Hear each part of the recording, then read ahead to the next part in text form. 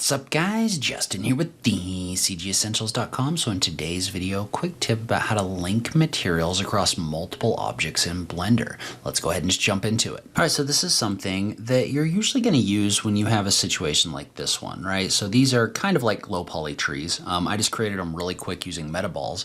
Well, in a scene like this, you're going to want all of these trees to have kind of the same material up in the branches and then on the trunks. And so you can do this by linking materials together. And so the first thing I'm going to do is I'm going to add a new material on this first metaball. I'm just going to make it like a green material, right? Something like this. And so I've got a green material applied to this. Well, what I want to do is I want to apply that to these other objects, but I want to do it in a way where if I make changes to one, it's going to change all of them. And so we can do that by linking the materials together. So the way that's going to work is we want to start by selecting the objects that we want to link back. One thing to note, you want to select the object that you're going to link back to last. So in this case, I'm just going to do a shift click, come in here and select all of these metaballs. And then I'm going to do a shift click and select this one right here, right? So you selected all 5 of these, but you selected this one last, and you can kind of tell you did that right because you can see the material that shows up over here in the material properties right here, so you know this is the object that we have selected last. But what we want to do is we want to do a Control L to link the data for these objects to this object. So you do that Control L, and in this case you want to click on the option for link materials.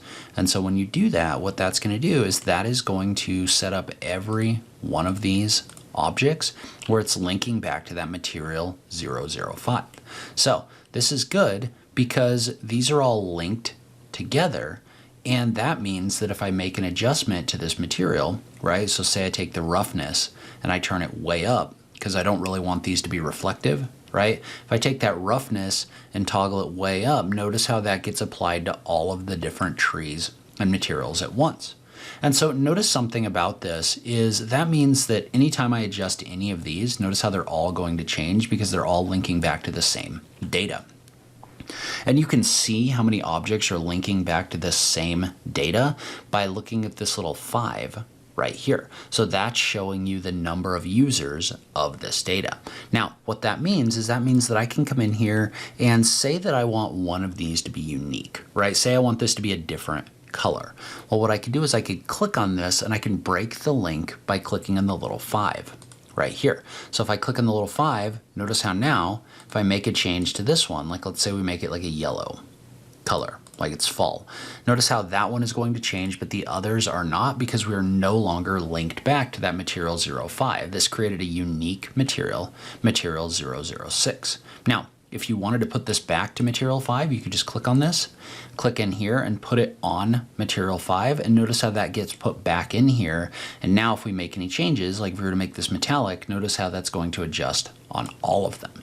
So you can use that in order to really quickly link materials back inside of Blender. All right, so I'm going to try to start adding these quick tip videos back in on the channel. So leave a comment below. Let me know if this was helpful to you. If there's other things you want to hear about, I just love having that conversation with you guys.